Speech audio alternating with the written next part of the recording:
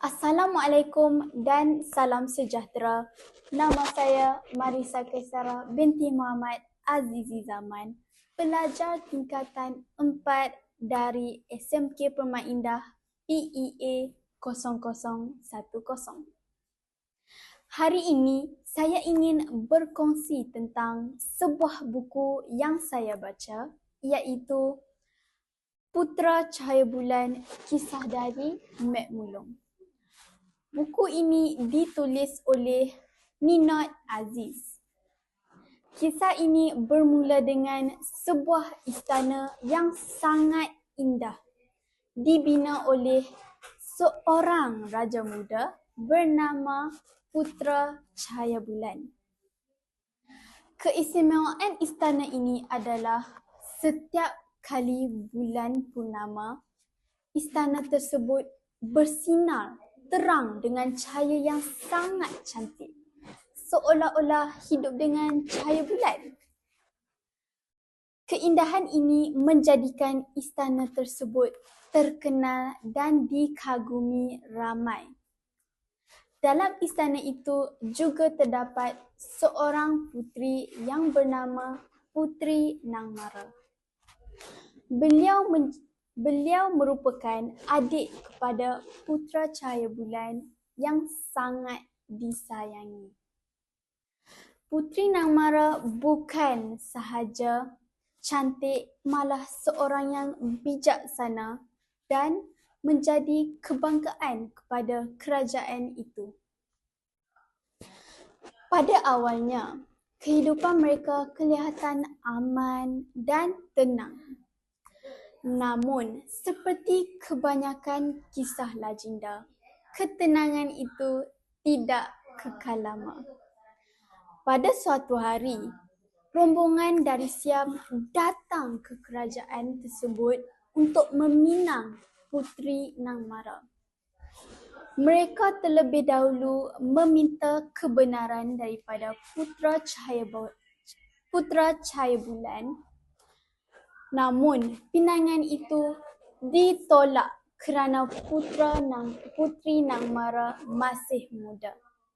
Dalam masa yang sama, Putera Cahaya Bulan sebenarnya menyedari bahawa Raja Siam mempunyai niat lain, iaitu untuk menguasai kerajaan tersebut. Penolakan itu menimbulkan kemarahan pihak Siam. Chu Andika yang menyertai rombongan itu telah memulakan serangan terhadap kerajaan itu. Peperangan pun berlaku. Dalam peristiwa ini, Putera Cahaya Bulan gugur ketika berusaha untuk melindungi adiknya, iaitu Puteri Nang Mara. Selepas kejadian itu, Puteri Nang Mara tidak mempunyai pilihan selain mengikut rombongan Siam. Beliau dibawa menaiki kapal untuk dibawa pergi dari kerajaannya. Namun, ketika kapal itu berada di tengah laut, berlaku satu peristiwa yang sangat luar biasa.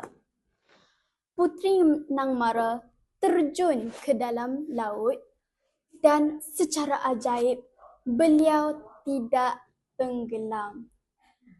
Sebaliknya bertukar menjadi seekor naga.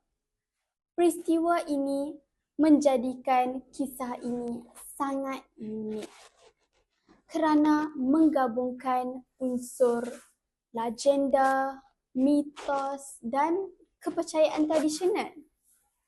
Ia menunjukkan bahawa cerita ini bukan sekadar kisah diraja, tetapi syarat dengan unsur simbolik dan keajaiban.